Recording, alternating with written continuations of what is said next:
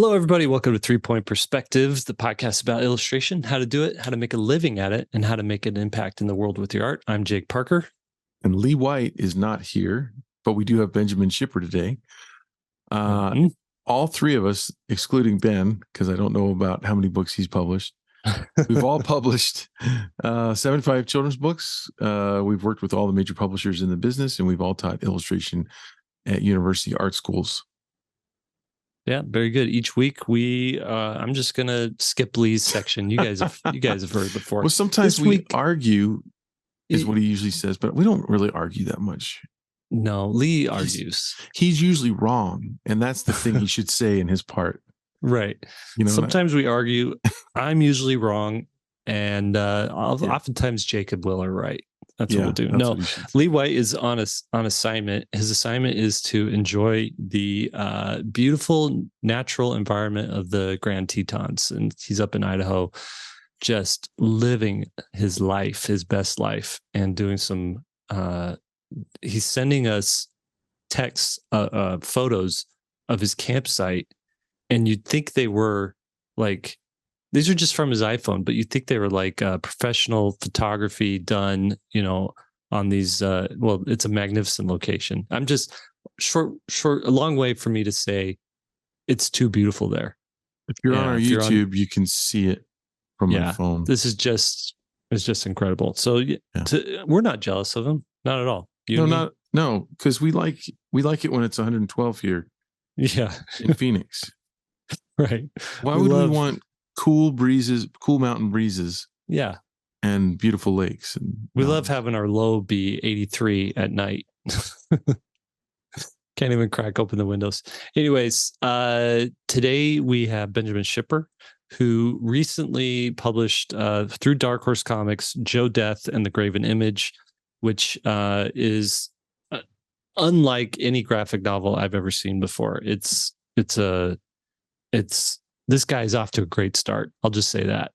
The book is like this mix between mythology and we get into some Bible discussion here because there are some like sort of biblical references in it and theology and stuff like that. But then it's packaged in like this cartoony rubber hose Mike Mignola style. It really is something different, something wild.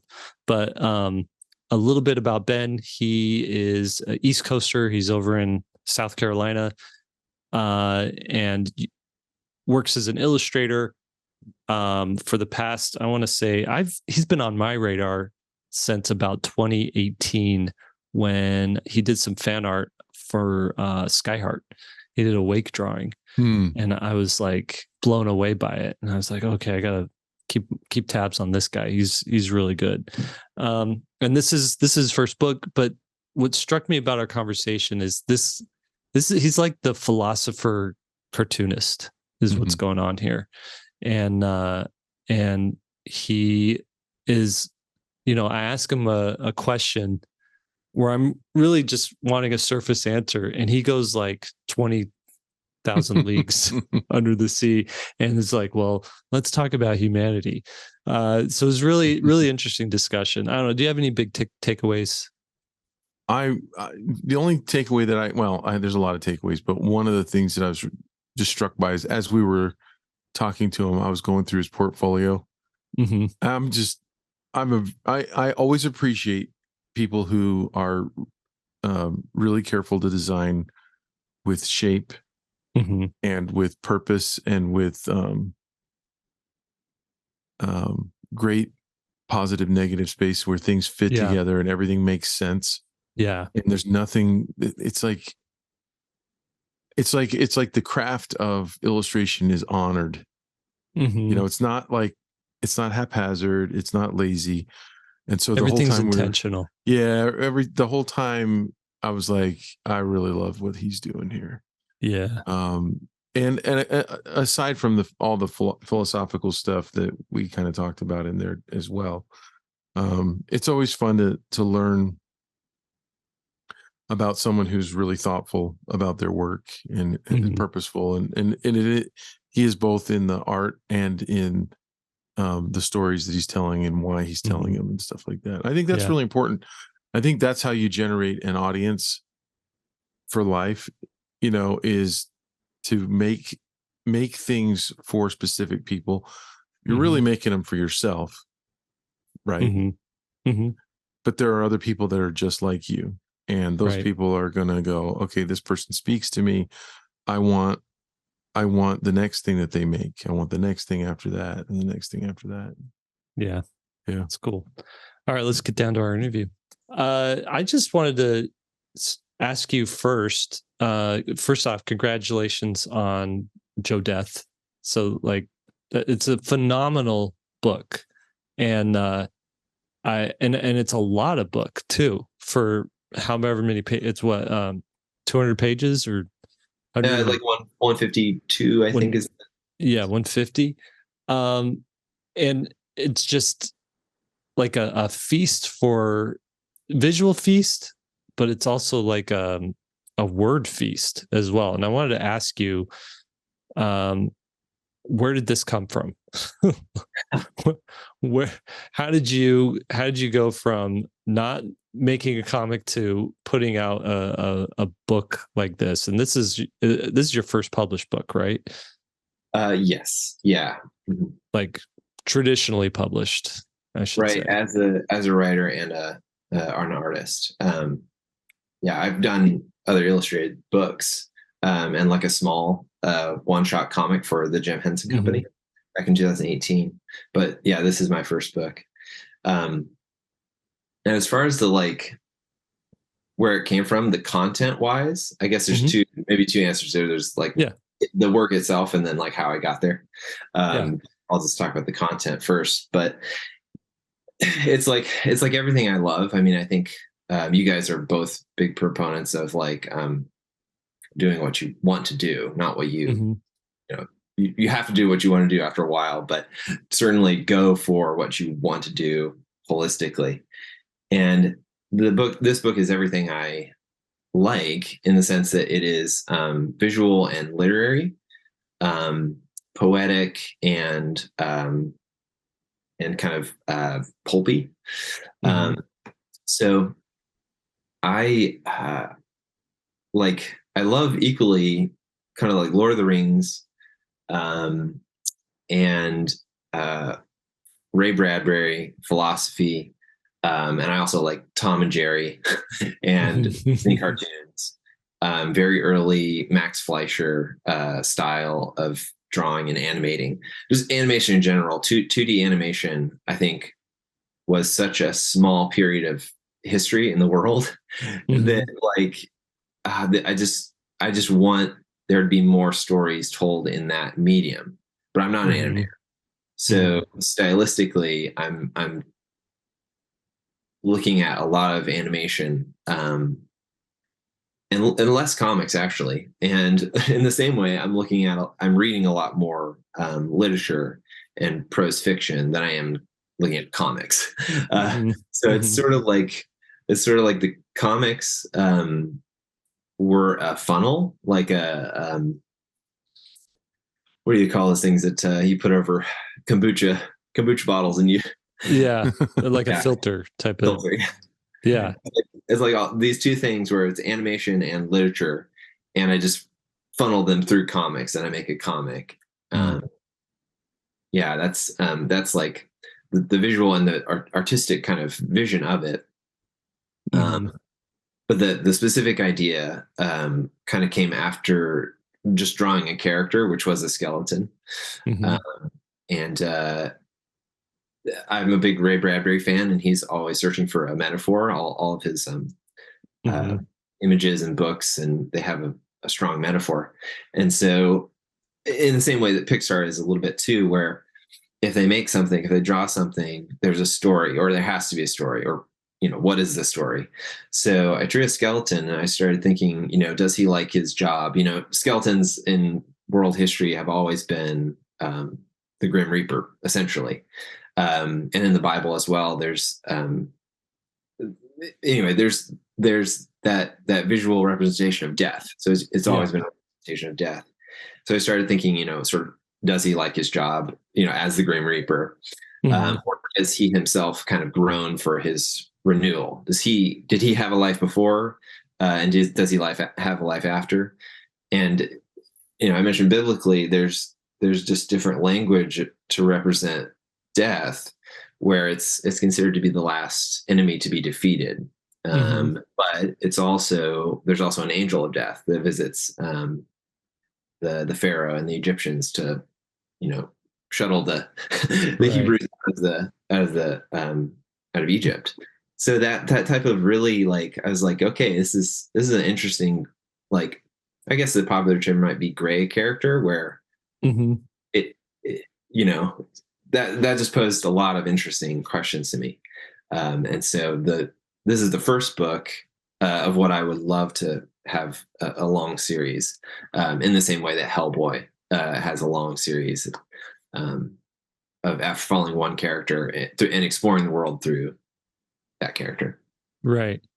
I noticed too, in reading the book, like it did feel like this mix between biblical and mythological and like you said, rubber hose cartoon as well.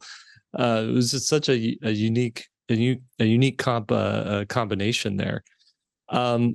So I guess my question there is, or my commentary there is, it's almost like comics chose you as the medium, not really. You were like, I love comics, I want to make comics, let's jump into comics. You choosing comics, it was like, this is like the perfect combination with the resources that you have to make the thing that you are able to make, is what it seems like to me. Yeah. I saw an interview. I mean, obviously it was shot a long time ago, but with Will Eisner, who's kind of the father of graphic novels. And I think he was saying, I'm going to quote it probably wrong, but he was saying a deficiency in art and a deficiency in literature or writing, add those two together, and you need a proficiency in graphic novel. It's like, if I could have succeeded in one or the other, I probably would have, but I didn't think I was, or I certainly wasn't at the time. And so, and similarly, Jim Henson didn't like, I don't think that he loved puppetry. I don't think that he was trying to be a puppet master. But yeah, like it through his biography, I found out that it's just like, it just was there when he needed that certain thing to be a storyteller. Like if Jim Henson had been born in the 90s, he'd be probably like working in Blender and making, something animated versus versus the puppets. That's interesting. That's really cool. And I like that like it's, comics is like the perfect combination of word and image and telling a story where both are carrying equal weight. And I sort of feel that same way, where I'm like, I'm not the best writer, I'm not the best artist, but I can like put those things together and make something that's better than both of those things if I were to just lean into them. That's really cool. So going back to the Bible, I did notice, like, even in the title, graven image, like, how was the Bible a big influence in this, or religion, and how did that influence this story? Yeah, absolutely. There's a personal answer, but then also, like, artistically, I don't think I'm going out on a limb here when I'm saying that the Bible underpins all of Western literature. Paradise Lost, East of Eden, just it continues. I mean, maybe it doesn't continue as strongly as it used to, but artistically, like in a literary fashion, it's like the foundation to Western society, which we are. So and all those things that do, they kind of, if they adhere closely, and maybe if they play in that world, they continue to be in print, because of that, because the story that is new is communicating with something that's old. Mm-hmm. And so I certainly was like doing that, but it was genuine and not necessarily easy, but easier because I grew up as a Christian, and I still am a Christian. And so the natural love of just seeing and understanding myself as a child of God, like, is just all throughout the work, and Mm-hmm. the struggle of that too. It's not like it's an easy thing to believe or to think about. But I think also, like, I'm not a Hebrew scholar, but I believe the term Israel, which is, considering God's people, is a word that means those who wrestle with God. Mm-hmm. So, and I'm kind of learning a lot of, there's a long line of me trying to wash out a lot of bad Christian art or bad Christian philosophy, Mm-hmm. or theology, which absolutely take too long to talk about. Right. But coming into a fullness of being able to imagine and enjoy the Bible as a story, and also believing it's true. That type of thing has always been close to me, not necessarily just with the Bible, but with, like, for instance, the Lord of the Rings or Star Wars. It's like, Star Wars is true. It doesn't mean it happened. It's right. just The principles. Mm-hmm. Yeah. The motivations. Yeah, in the most exciting ways. Like, Luke, as a young person, being naive, kind of getting his butt kicked through the first and second. He has his moments. Mm-hmm. But him growing into the understanding that redemption doesn't come through force; it comes through love. Mm-hmm. And him being able to deny his old self at the moment in which his power could destroy his father, and for him to Mm-hmm. gain access to a material kingdom that way, he throws it away. He throws the sword away, and does not kill his father. Instead, he subjects himself to being killed and tortured by evil, and like that's what redeems his father, or the larger goodness of the Force redeems his father through Luke. And so Mm-hmm. a lot of times my childhood, I feel like, it's like Star Wars is like Christianity plus Star Wars and Lord of the Rings and Narnia and Harry Potter. Is like, it kind of talks to each other. And that's what I'd like to, that's what I'm trying to do. The good versus evil stuff. Right. And I feel like in Joe Death, it's, you have Joe navigating this world, which I don't know if is actually a real world, or like he's navigating a spiritual world or whatnot. It really is like, there's a lot of it left to interpretation from my view of it. But every character he bumps into, it's like this it's sort of like they have this philosophy about materialism and power, and whether or not they're important, or whether or not they're something that should be ignored. And I feel like Joe is like this lens that you're using to explore all of these ideas of where does real happiness come from, where do you gain real power, what is real power, what is what can be taken away easily, what is firm and can last forever. And it was just a really interesting way to look at that. Cool. Yeah, I'm glad picked up on all those notes. They're definitely, I mean, the idea of like something new talking to something old, I think that ends up looking like something very current. Mm-hmm. And I'm trying really hard to understand myself in this context of our world, our country, Mm-hmm. at the same time everyone else, and all the audience that I'm writing to. And that is such a, that the grip of the desire of power and the Mm-hmm. desire of security, safety, popularity.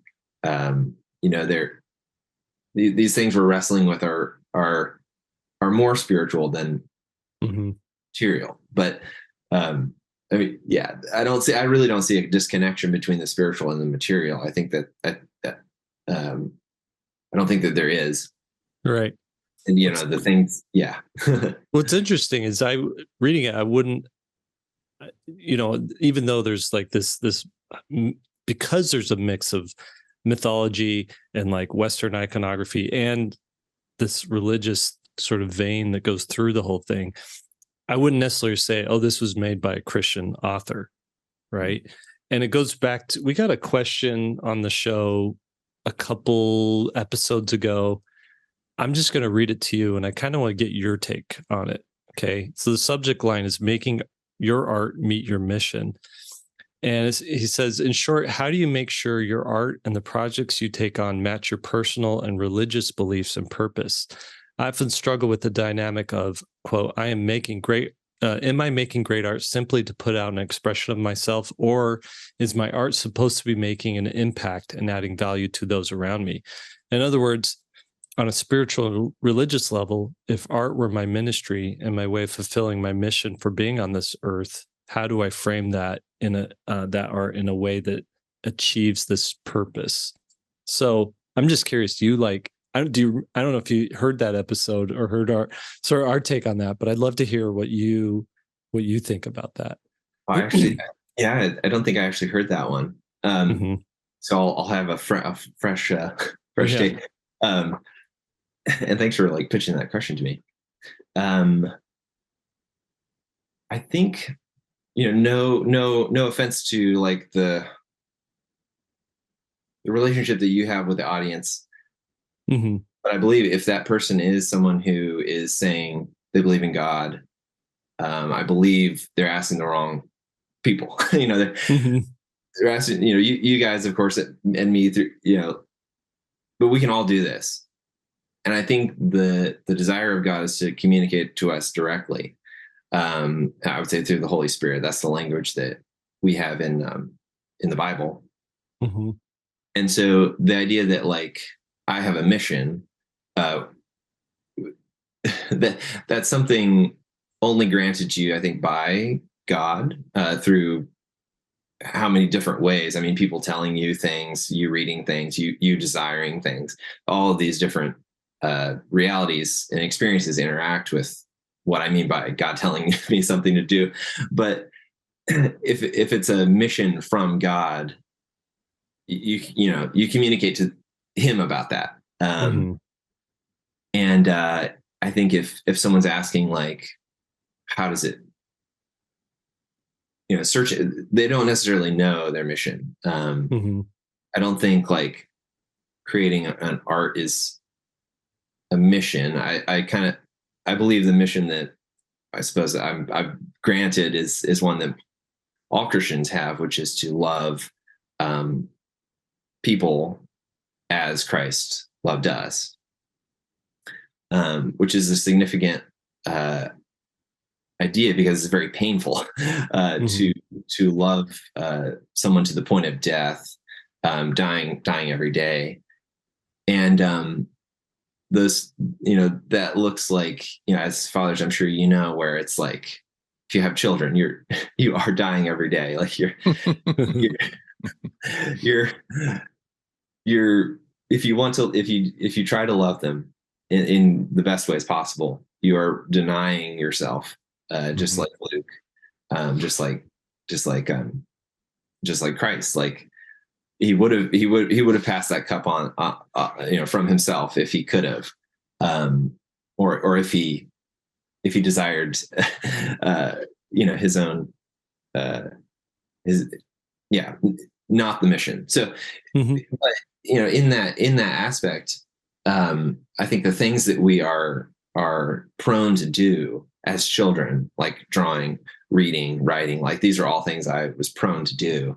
I think that is a natural kind of part of God's calling or mission for you.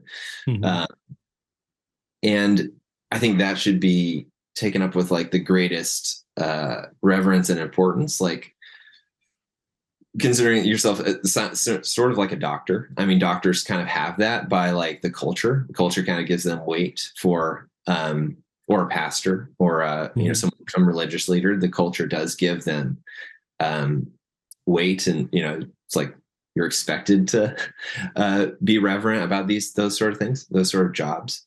But I think I consider what I do in the same way, by the very, I think, extreme reality that what I make can harm someone or it can hurt someone, or help someone. It can point them towards, in my opinion, egocentrism is like the worst place to be. It's kind of C.S. Lewis's conception of hell is just egocentrism. It's just all about yourself. It's like the most terrifying thing that I think modern storytelling a lot of times points people to. And then there's theocentrism, which I think is the best thing anyone could point someone to, which involves like loving God, but because of that, it means loving everyone else. You kind of can't claim to be a Christian, I think, if you don't try and beg God to help you love everyone. Right.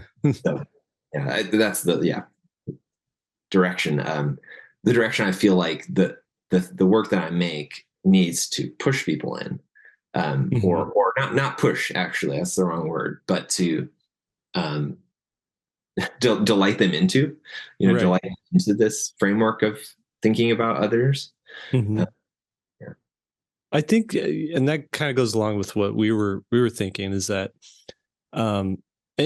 even taking God completely out of it, or religion, or feeling like you're called to God, people can have a mission in their life that they feel called to. Like they may see a particular set of suffering, whether it's in their own life or in those around them, and feel like they need to eliminate that with whatever tools they've been given them.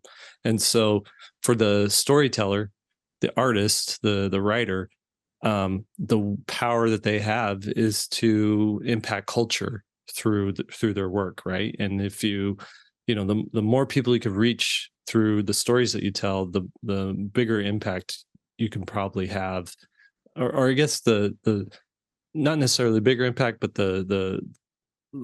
a bigger spread of impact. I firmly believe that you can have maybe the most impact just one-to-one with someone, like taking someone into your life, helping them, making their life better. But if you're going to use your art, then it's probably a smaller impact, but over a broader amount of people. So taking that into account, one of the approach that we sort of took this question was, if you are too didactic and you're too hitting people over the head on something, it can be a turnoff, and it can actually do less good than if you weave it into laser swords and spaceships and pickleball or cowboy skeletons, right? So that people are sort of, and it's not like you're faking people out and then baiting and switching people, but but you're able to, I think you've got to find a vehicle with which people can consume. Well, there's a difference between preaching and telling a story. Right. And, and so as long as you're telling a really good story, the messaging in there is going to hit people not over the head, but they're going to reflect on it in their life and see how it relates. And I mean, yeah, a lot of good can be done that way. Yeah. Yeah. I mean, really, this is probably the only place I've been vocal about Christianity as part of my work, and very intentionally, because I don't want to. I definitely don't want a kind of a Christian community that thinks I'm writing Christian books for them to like glom onto this or me in any kind of way, because that's paralyzing, because then they're, every time I do something that Christians don't like, or Right. then I'll get like this, kind of. You don't want to be in that spot where you're too in a very familial way. Right. You don't want to be in that spot where you're too Christian for non-Christians and not Christian enough for the Christians, right? Like, yeah. So nobody appreciates it, right? I want to ask you, how did you convince Dark Horse to publish this book? Because it seems so. I'm looking at what Dark Horse has published. It seems so much stranger and weirder, and that's saying something, because they publish a lot of strange and weird stuff. So I'm just curious, like, how did it go from doodling in your sketchbook, writing stuff, posting some stuff online, to like now Dark Horse is publishing Joe Death? Yeah, that's a good question. I definitely don't know all of the answer, really. I went to, like, conventions when I was back in, let's say, 2017, 2018, and about the time where I was sort of like transitioning from children's books into trying to do comics, and was talking to professionals there, showing an early version of the work, and my like Jim Henson's storyteller book, and just meeting people, and then following up like years, basically. I suppose every year when I had basically a new version of Joe Death, I kept revising it as often, and until people were not necessarily getting excited, but were like, oh, I'm willing to share this with my publisher here and here and here, and so I did that with, like, I don't want to say like a lot, but I did that with as many people as I could. Some like editors and former editors there, and just somehow they reached out to me, like, through email, I believe, or I got the email address of somebody there. Anyway, it's hard to, like, I don't actually know how it got, but how it grew there, I think is interesting, and I don't think that I'm going on a limb here when I say it grew there mostly without any interruption by them, other than the fact that it was supposed to be published in 2020, and nothing was published in 2020 except things that were probably going to make them a lot of money because of the pandemic. And so when that happened, I had all the book done except for maybe like 5 pages, and I really did not like where it was. And I thought, okay, this is my chance to, like, do it all over again, and to make it like I know what I'm going to do now. And so I redrew like 150 pages, but I think my intention was to redraw, but I rewrote everything too.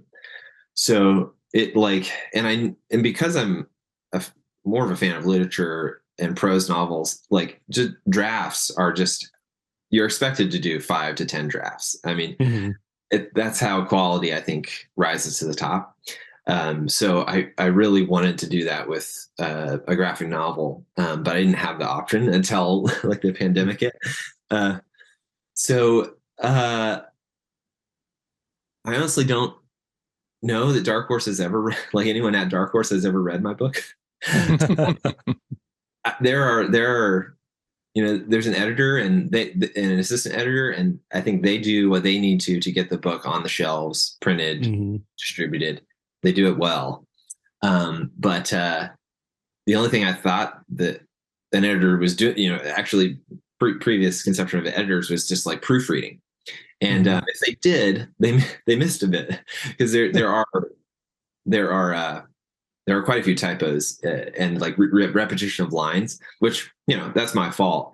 But I'm building this conception of like, I don't actually know that anyone at Dark Horse reads my book. What you're saying is they're pretty hands off. Very hands off. Yeah. Yeah.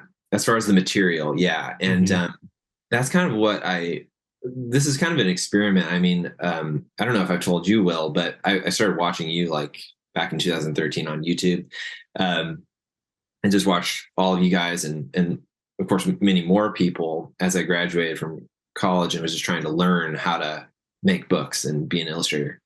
And the experiment in my mind is always like, it's like, what does publishing have to offer and what does self-publishing have to offer? And like, without going through the experience of both, I don't quite know. But I wanted to try publishing first with a publisher, to see what that, what that brought. And I think the biggest thing it's brought so far is just that, like, people in Athens, Greece have my book. There's a comic shop in Athens, Greece that I did not know about. They have my comic. People in the UK have it. Some people in Japan that I know like have it. Like, Dark Horse got it there, and I didn't have to do that. But yeah, so but at the same time, they're taking a much bigger cut, and yeah, and I'm kind of at the mercy of their distribution between like Diamond and Ingram, which is kind of a little tricky. And I don't. Anyway, I could go into the details a little bit about it, but I wish it were just a little bit lighter on their feet, specifically with my book. But of course, they have 1 million books, so they can't be. So you somehow you made it as an illustrator listening to my bad advice. We bubbled along together, didn't we? I purposely don't ever watch some of those early videos. I just watch it from the mountain. I just watch it to see where you're gonna hike next. Like, there's a couple, a couple times you're hiking. It's so friendly. Yeah. So I wanted to ask you. Yeah, go for it, Will. Were you at all influenced by Gary Baseman? No, first time hearing that name, Gary Baseman. Yeah. I could see. Can you see that? Yeah, I see the connection there, but I think it's that Ben and Gary were probably influenced by the same sort of early 20th century animation style. Gary Baseman kind of took that that Merry Melodies, Warner Brothers, very early Rubber Hose style and brought it into fine art. And so and then from fine art it went into more pop culture when he did there's a show called Recess, I think, that he designed. Was that it? No, not Recess. What was it? Well, he did like he was like did a Disney animated show. And then he also the other big pop culture thing that he did was he it was like the art direction and the artist for Scattergories, I think is what it was. It was like a board game in like the early 2000s or something like that. Anyway, I'm looking at stuff and yeah. Can you see why Will would connect the two of you? Yeah, it shows my age too, because Gary Baseman was big when I was first starting out. But I love your sense of design. We've been looking at the art on our YouTube channel, the School of Visual Storytelling, but you can check out Ben's work at it's benjaminschipper.com, SCHIPPER. And I'm looking at your Storyteller, the Tale 2. That's gorgeous work in there. Oh, thanks. You got a really good sense of design and color, and thanks. I was gonna say though, going back to publishing with Dark Horse, that's like when I'm in this day and age where you can have more followers on your social media account than the publisher has, and you can crowdfund a book and get it printed at the same print shop in China that the publisher is getting their books printed at, and make something, and you have access to InDesign, which is the same program that the person making the book at the publisher has access to, right? What then can a publisher do for you? And I think you hit it on the head right there, is that they just have distribution. Like they could say, Dark Horse could say, we've got a new book coming out. We'll just print out 10,000 copies. We know they're going to go in, nationwide and worldwide.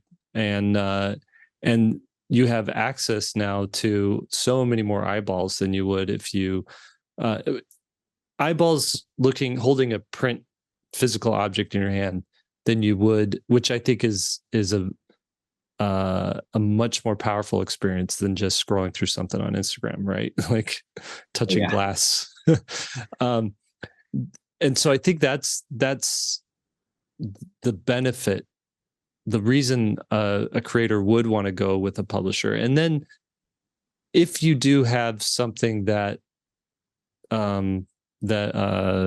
gatekeepers, both at the publisher and at the book buying level, really like and promote, then you have you have the ability to essentially sell a ton of books, more so than I think than just doing it by yourself. Plus, Will's in the thick of publishing his book series right now, and what's percentage of creating art versus running a business are you doing? What's the percentage there, Will?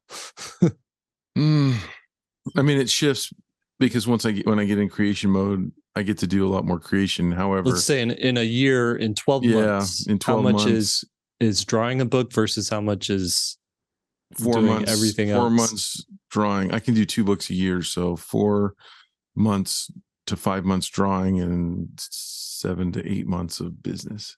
Yeah. But then now I'm also doing, we do the SVS stuff too. So if I was to take that out, I don't know why I would, but let's just say in some magical, mythical, amazing fantasy world, you don't have to show up for this podcast. I don't have to show up for this podcast. Now we're talking.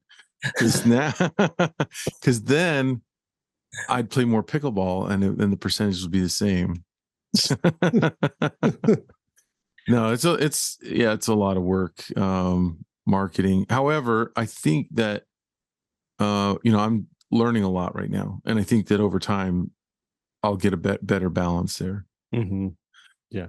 But so it's like a 60-40, 60% business, 40% art. Yeah. And I think I can get it to 50-50. The neat thing though, for me, what's really worth it is having the autonomy to move as fast as I want to move. Yeah. To do exactly what I want to do and let the market decide whether what I've done is good or not. Mm-hmm. Mm-hmm. And not anyone else. I don't have to convince anyone else of my vision, and also I'm not, there's all kinds of bad luck stories in publishing where someone got their big break and then personnel change at the publisher and their book gets shelved, or another book comes along that bumps them out of the way, or just an endless supply of reasons why a great book isn't being seen. In fact, I was looking at a list the other day on Google of the top 20 movies in the last 5 years that did really poorly at the box office, but that were just amazing movies. It's got to be so frustrating. 20 worst movies of the best movies of the worst year.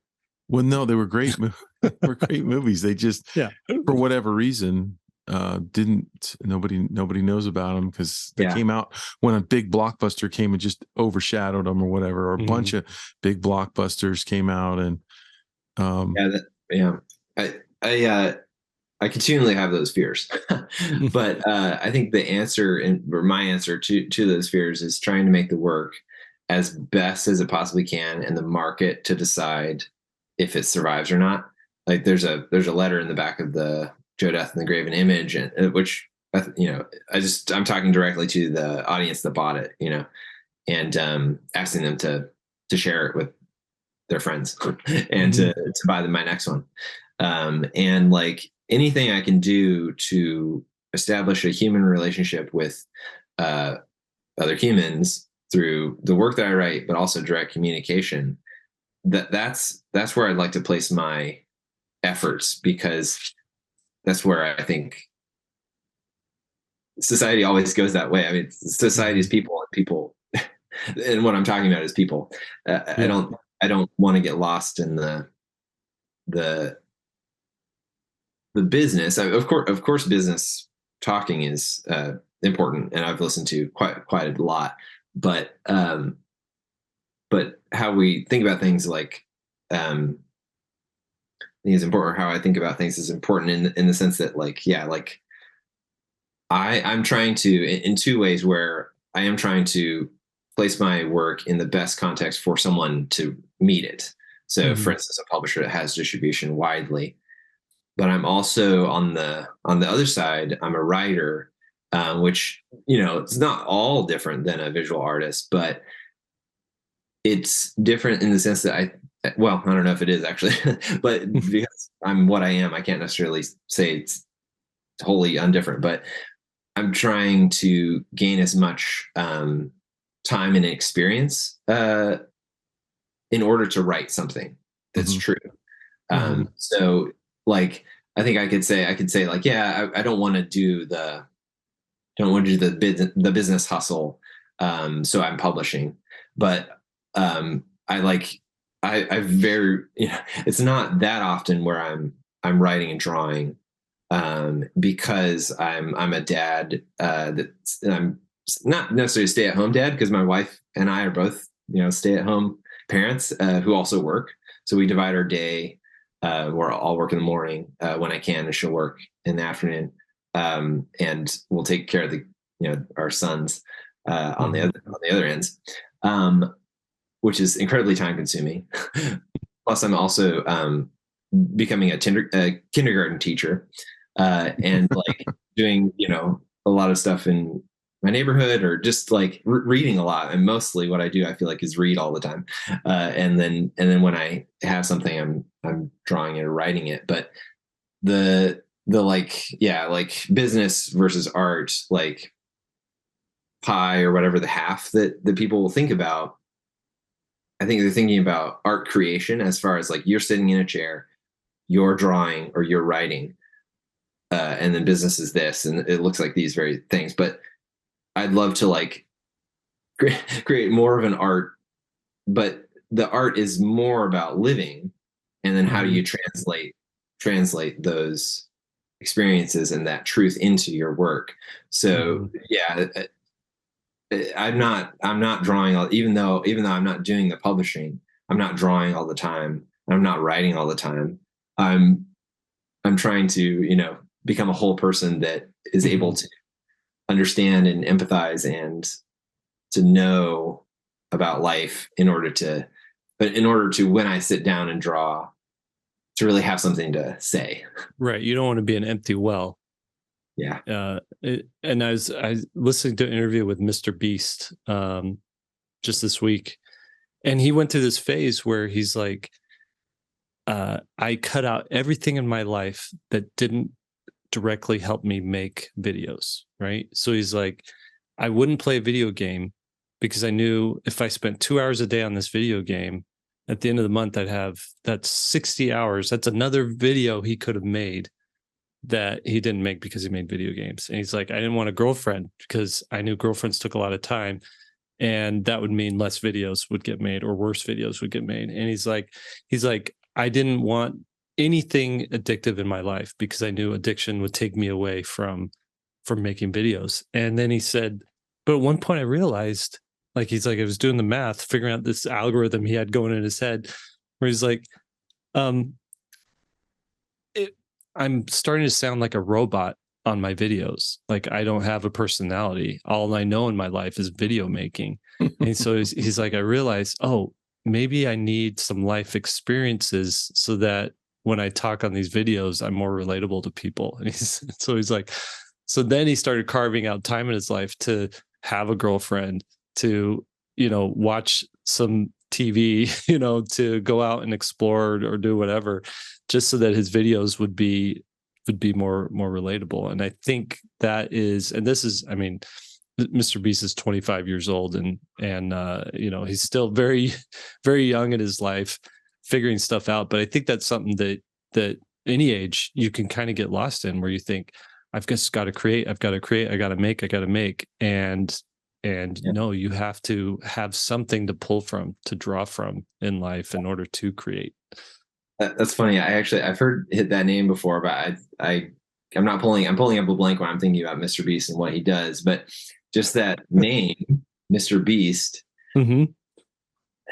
implies like a bestial nature, which is just instinct. It's non-human. It's just doing what you do as a beast. I mean, you just, and that's sort of foundational to understanding Joe Death, where it's a, you know, I'm going to give probably some spoilers, but there's a created creature, and into that created creature comes life and understanding on a, you know, on an intellectual level, and that stretches and it destroys the beast essentially by becoming a man. And that's, you know, it's fantastic that Mr. Beast realized that. I think he'll change his name to Mr. Human, but Mr. Human Beast. Yeah. You don't know who Mr. Beast is? No. You know, they offered to buy, someone offered to buy his YouTube channel for $1 billion, and he turned him down. Yeah. No, well, I'll just, and maybe there's a handful of people in our audience who don't know, but he is the most successful YouTuber right now, and maybe for the foreseeable future. He has 160 million subscribers on YouTube. So it's like, there's like a few, these people, and then, and then him. So he's, you know, he's a guy on a mission to create the best YouTube video that could ever be made. And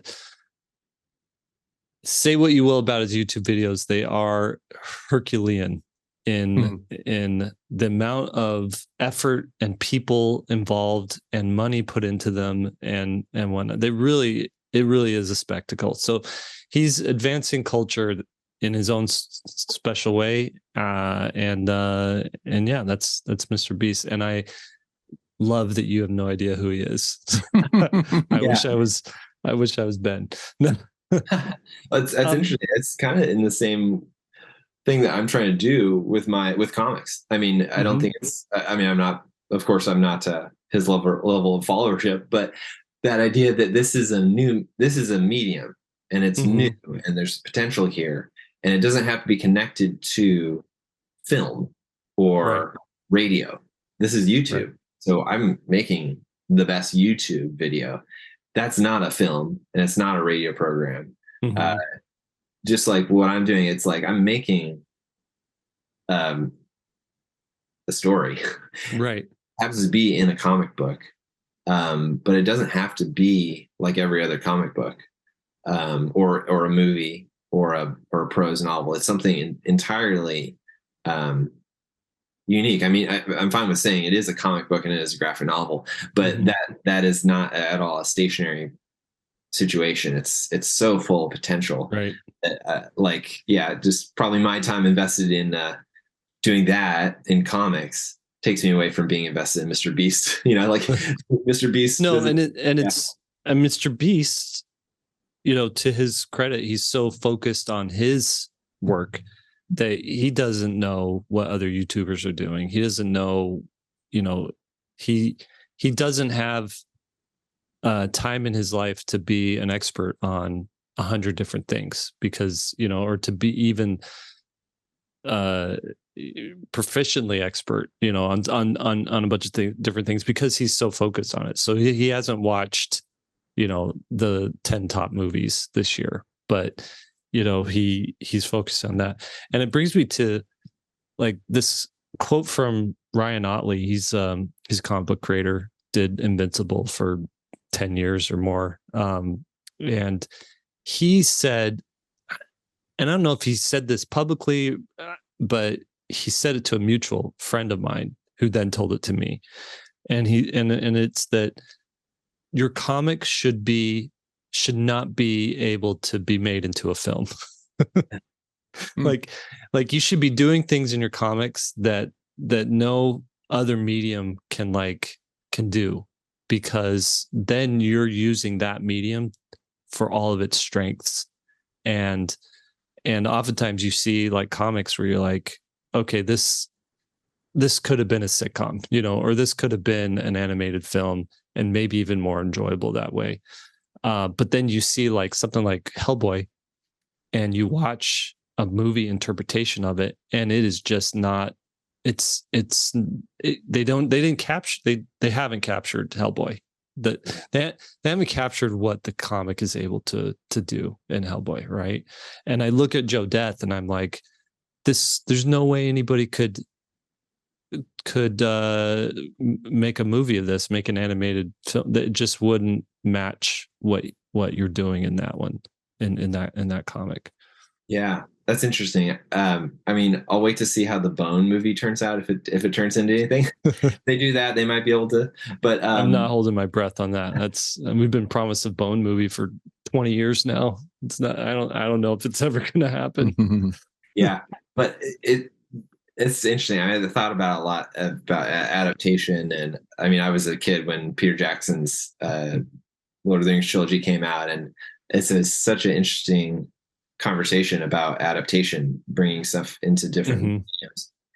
And it's almost like you want to make it so hard. I mean, I sort of hear Ryan Outling sort of go a similar direction, but it's like, make it so hard to do that only the people that love it extremely will try. And if they love it that much, they're going to be pretty reverent for the source material.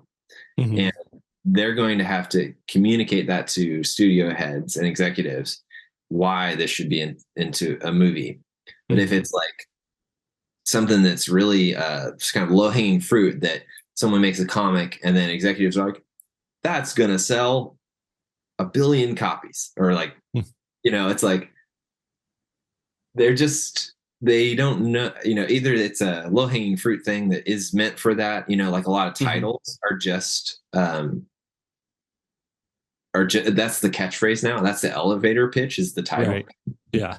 And it's like, this is all marketability. It's not quality of workmanship. Yeah. It's like, right. I know speaking of titles, we've gone through this age of the title needs to be maximum one word. If they could do less than one word, they could. But like, if you look at every Pixar movie, it's a one word title. And now I'm seeing it in comics, and I feel like comics is always like the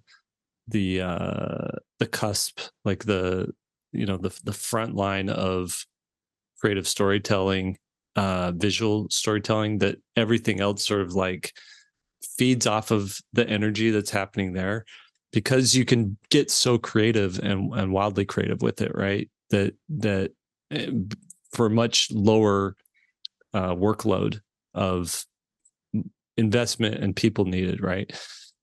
So now I see a lot of titles that are like, there's something killing the children, right? So that's a title of a comic book, and I'm like, okay, I wonder what that's about, right? And whereas 15 years ago, the title would have to be something like, child killer.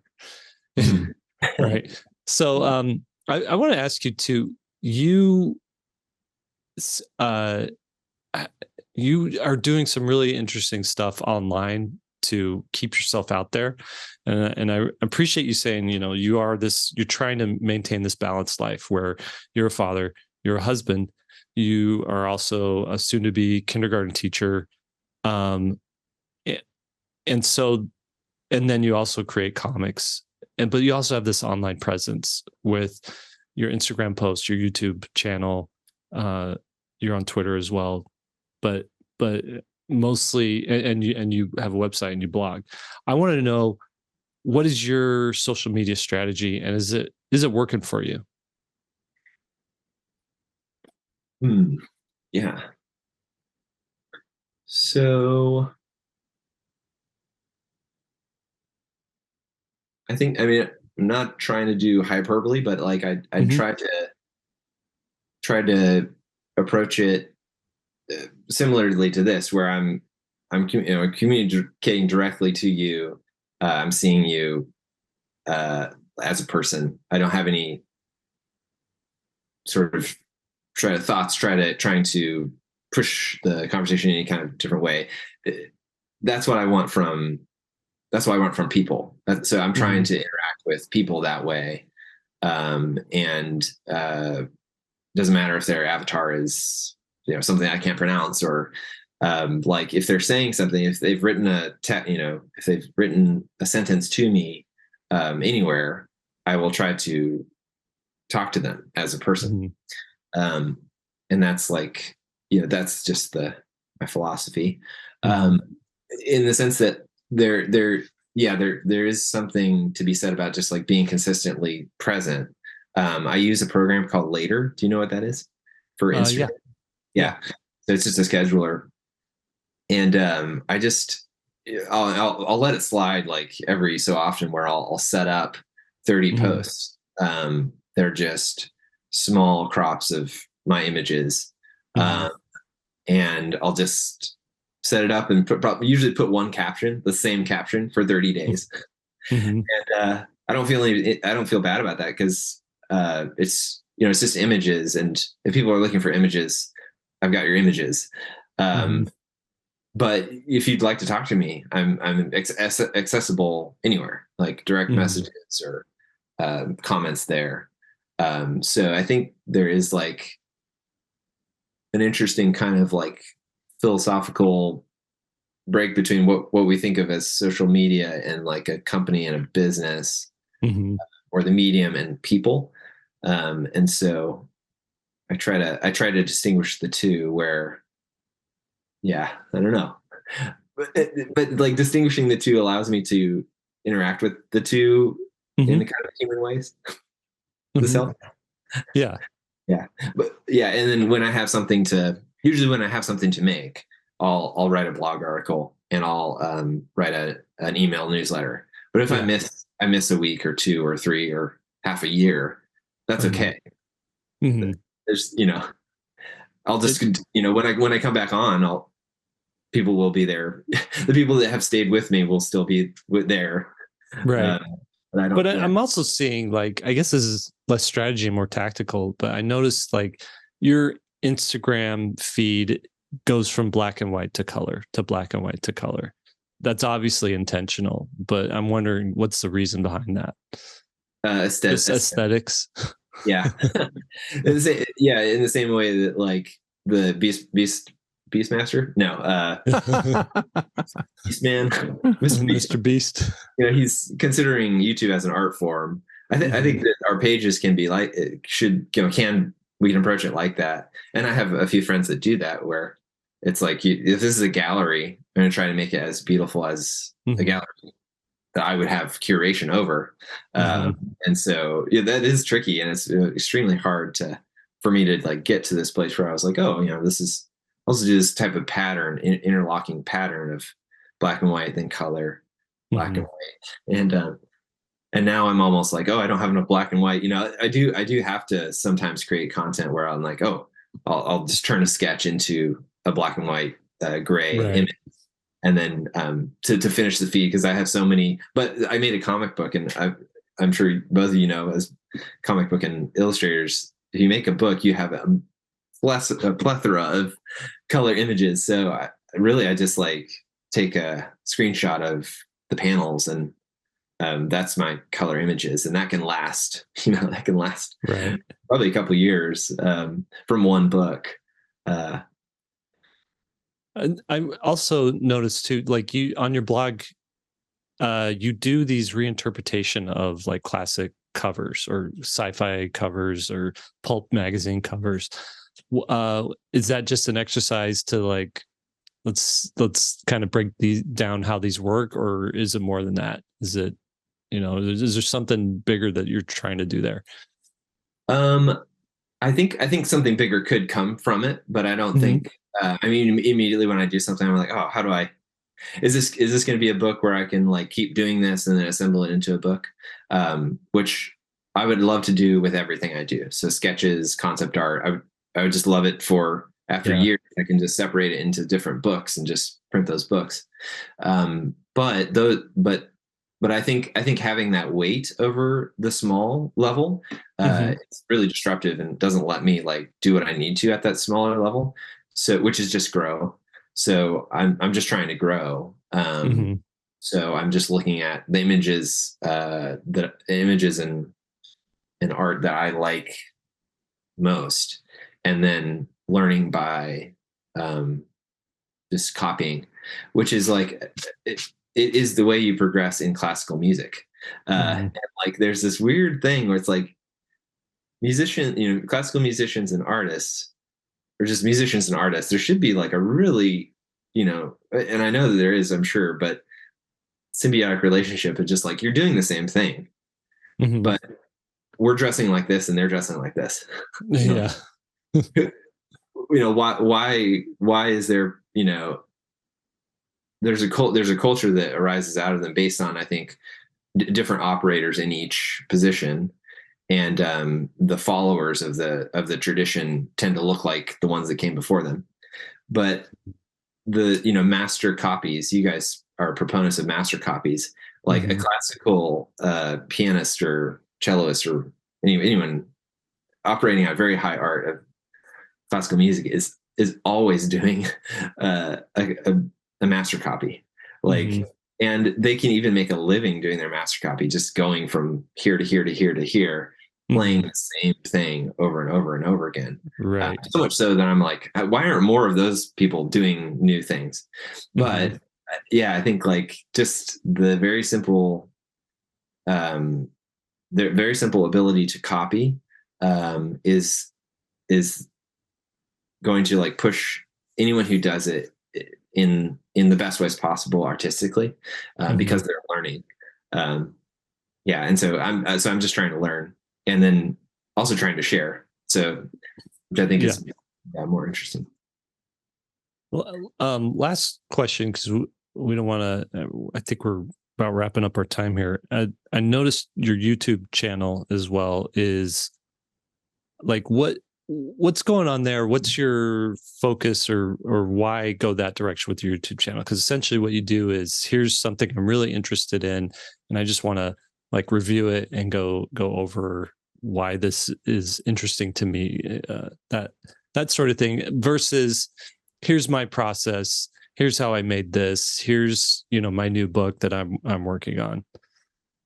Yeah, I'm just copying cartoonist kayfabe. I mean, Ed and Jim are doing, incredible work, and it's incredibly smart to showcase what you love. Like that's all they're doing, and they're so genuine about it that it works. They're just taking all the comic books that they've collected because they love those books, and they're just putting it in front of the camera, and they're saying, "This is what I love. This is why you should love it too." I also make books. I'm a bookseller. Like you buy this book, or you can buy my book. You can buy them both. But this is what quality is, and they're kind of erecting a standard of quality that I think the modern cartoonist, especially the modern young person, is abstracted from. Like, where is quality? Like, if you found someone that is doing good work, that person that's doing good work should be showcasing what is quality to them as well. And that's just like the best way to do it, I think. Like, has this translated into any sales or any monetary benefit to me? Like, no. I don't think I've ever made any money doing social media. So like, I think, like, I think that's just a numbers game, honestly. If you look at your videos, they're great videos, but they have, like, people are sleeping on this. Like, there's less than 1,000 views on most of the videos, and I'm just like, come on, people, check this stuff out. And if you were getting 10,000 views per video, or 50,000 views per video, like, then you could have a kayfabe effect, right? Like where you talk about something and pretty soon that book is sold out and anywhere you can find it, which is cool. It's funny that you bring up, because I've been thinking the same thing. Will's doing great on YouTube. He's, just sharing the process of Pickleball Paul and putting out a video a week, and it feels like it's getting some traction for the type of people who want to learn how to make a book, right? Like that's who you're essentially making videos for. But I like this approach of celebrating stuff that we're all interested in, which is kind of what you were talking about yesterday, Will, with Instagram. Like, should I just have a pickleball focused Instagram account? And I feel like that's a good, like that really is a good path. I was thinking about it some more, because Cartoonist Kayfabe it's not a YouTube channel about here's how we make our books, although they bring that up a bunch and they do dip into it, but more it's like, let's celebrate comics and what made this comic good and why is this comic bad, and then interviewing creators and stuff like that. So it seems like a good use of social media eyeball capture, I guess. And when you're tapping into a niche that a bunch of other people are, searching and Googling for and wanting to know more about. Yeah, it's like a hub of humanity. Like, I think obviously you all have talked about AI, and everyone has. But yeah, I mean, I agree with a lot of what you were saying. Most artists that I follow are talking about humanity. I mean, it's like try to be a hub of humanity. Like the fire is there. That's the candle that people will surround when everything else goes dark. I mean, and when, the rest of the world turns into a LED, essentially, it's bright, it's flashy, and it's actually probably going to draw most people to it. It's even better than the LED, like those electric blazing things that kill bugs.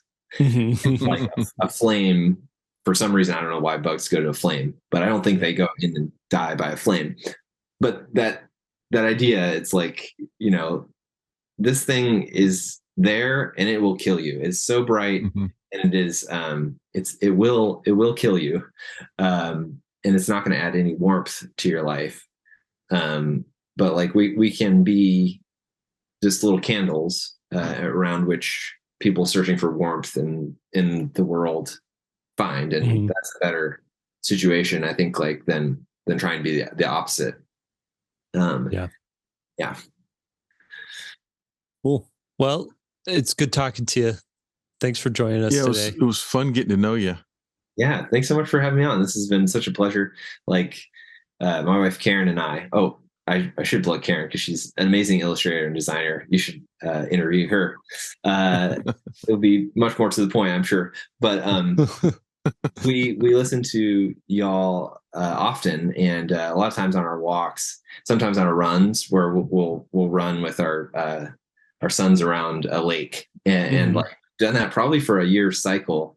And like now when we're there at the lake, I'm usually thinking about you guys. No, that's funny. Isn't that, it's such the title of 3-Point Perspective, but also that what you're doing is what I'm trying to copy as well. And that's what I would like to have when I'm in my 40s and 50s. 70s. However old Will is. Yeah, who knows? I'm not to the 60s yet. Don't put me out to the pasture just yet. But it's, an intensely human interactions, which are so wonderful. And I'm so honored to be a little part of it. So thanks. Cool. Well, great to have you. Hope to see you around, and come see us at Lightbox, by the way. We're gonna be there in October, Ben and I. So I'm just putting a plug out there. It's in Pasadena, so if you're in town, check that out. That's right. All right. Animation nerds. Yeah, animation nerds unite. Maybe we can convince Will to come out too. Just say you never know. I might road trip with you.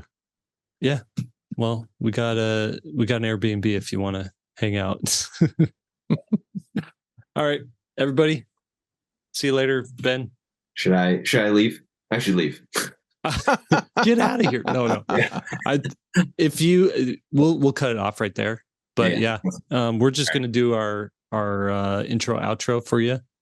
And It's like I love you guys so much. I'm never leaving. I hope Daniel leaves this part in. All right. Yeah. Bye. All right. Everyone's just like staring. All right. That was Benjamin Schipper. I just want to run you through places to check him out. So go to benjaminschipper.com, and that's sort of like his hub of everything that's happening.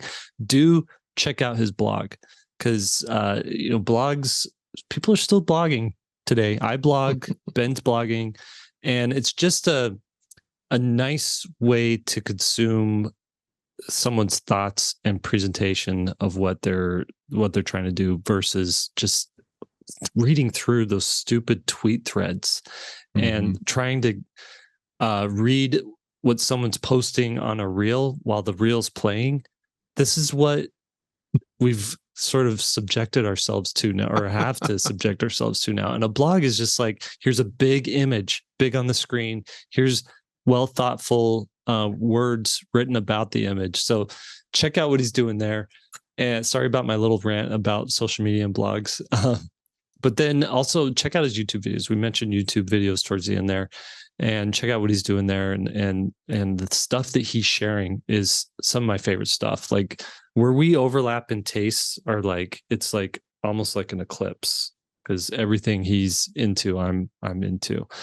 And then follow him on Instagram. It's what is his Instagram is Benjamin Schipper. I had it. Let me see if I got that here. I don't have it. Yeah, why did I not? I think it's the same. I think it's Ben Schipper. I just typed in Ben Schipper and it came up. It's Benjamin Schipper at Benjamin Schipper on Instagram, and Schipper_Ben. I knew there was a difference between the two. I wanted to make sure I got them right. For Twitter, it's Schipper_Ben. Check that out, and do go pick up Joe Death and the Graven Image if you want to read a comic unlike any comic you've ever read before. And special thanks to him for coming on and joining us and talking to us for an hour here. I think that's it. I'll take us out. 3-Point Perspective is brought to you by SVSLearn.com, where becoming a great illustrator starts. And your hosts are Will Terry, Lee White, and Jake Parker. Again, Lee White couldn't join us today because he's having no fun up in the up in Idaho in the mountains. You can find me at Jake Parker on Instagram, Will Terry at Will Terry Art on Instagram, and Lee White is at Lee White Illo. Podcast produced by Daniel Tu. That's Daniel TU. And you go check him out at daniel2.co. Special thanks to our Shownotes Wrangler, Lily Howell, our Chief Operations Officer, Lisa Fott. Now, go draw something.